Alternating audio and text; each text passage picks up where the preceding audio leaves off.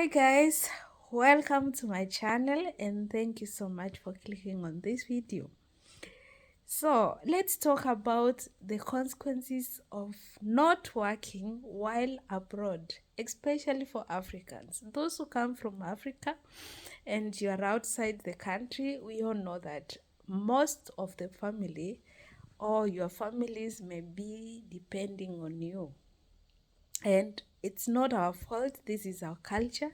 This is how we found it. Our parents were taking care of their parents. And especially when you come to a family or you come from a family where they are not well off, then you have to chip in. Especially the people who come from Kenya, we know the situation in Kenya. So at least we who try to go outside or we find our way out, then we try at least to do something back at home.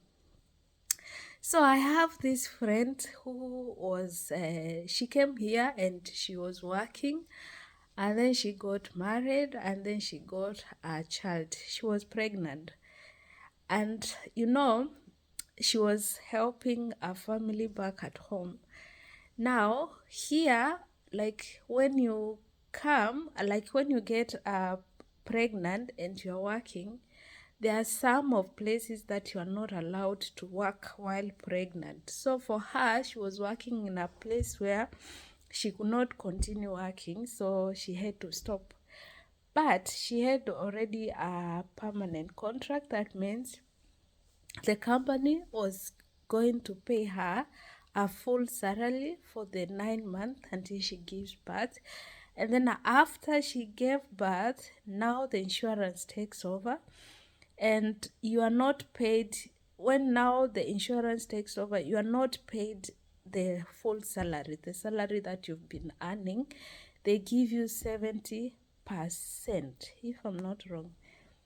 They give you 7%. Now you have to decide also, after childbirth, are you going to stay home for 3 years or 2 years?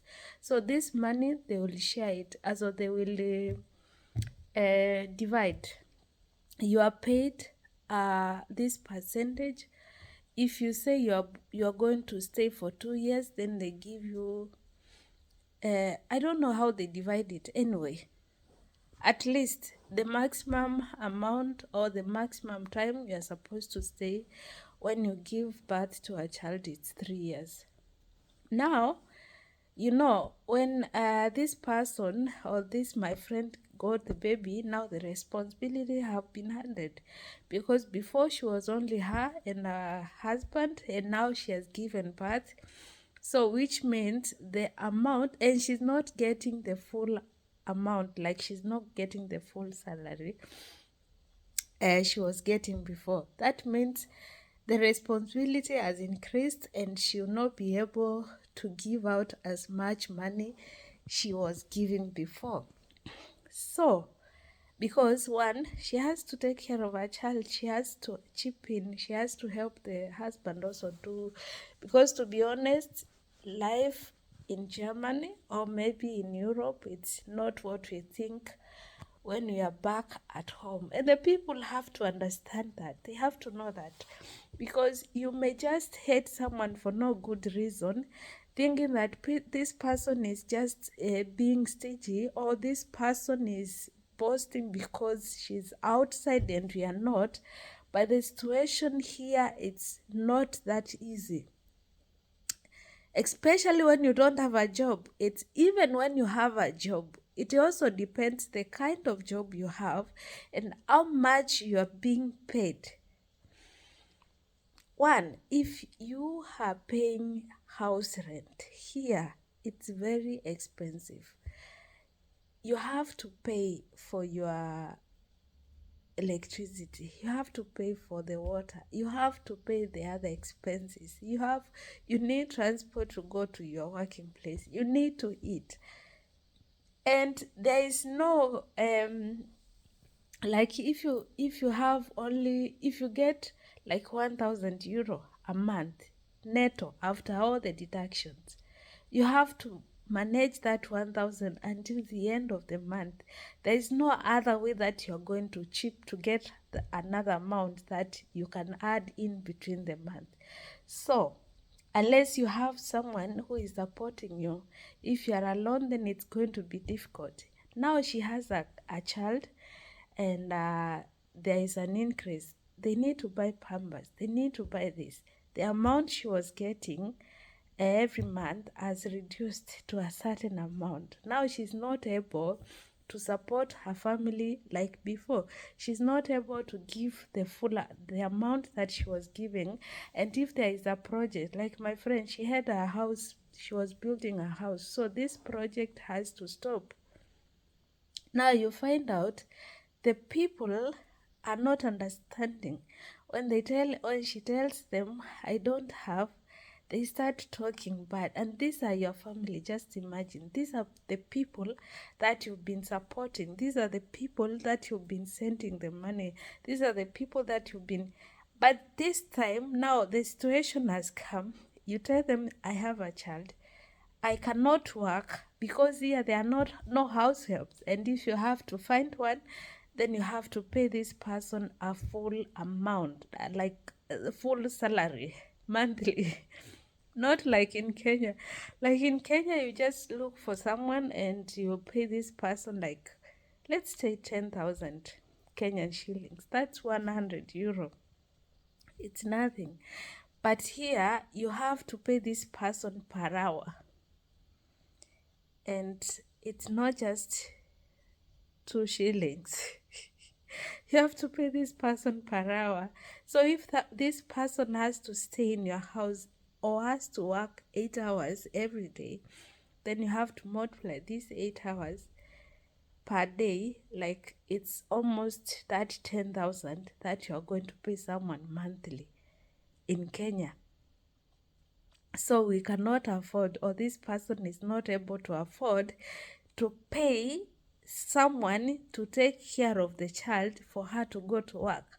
And if she has to do that, that means she will be paying her the full salary that she will be earning at work. So it's better for the person to stay at home than just employ someone, and out of it, you are going to work, but you're not going to get anything out of whatever you've been doing.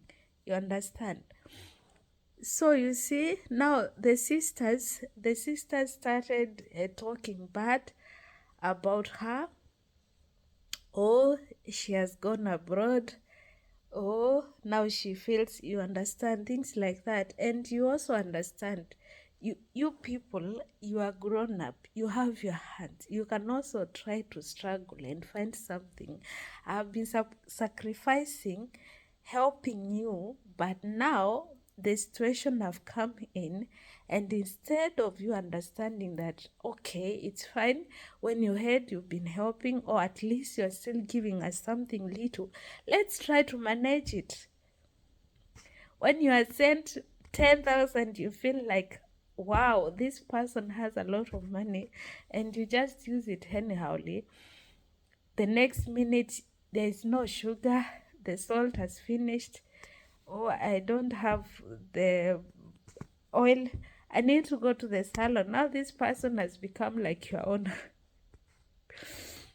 You don't think about what is she doing, what is she going through, the struggles and everything. We go to work, it's cold, especially during winter.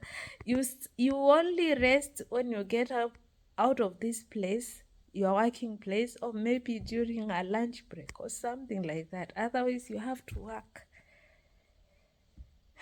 So that's life. Anyway, you find people who will appreciate you, you find people who will just say anything as long as you don't do what they want. But anyway, I told my friend to ignore, just ignore. And at least some situations that like these ones comes, so that you will know the kind of people that you've been supporting, the kind of people that you've been helping. You understand the kind of people that you have, and you know that these people, they only love me because of what I'm giving them. So that means when I don't have, I don't have.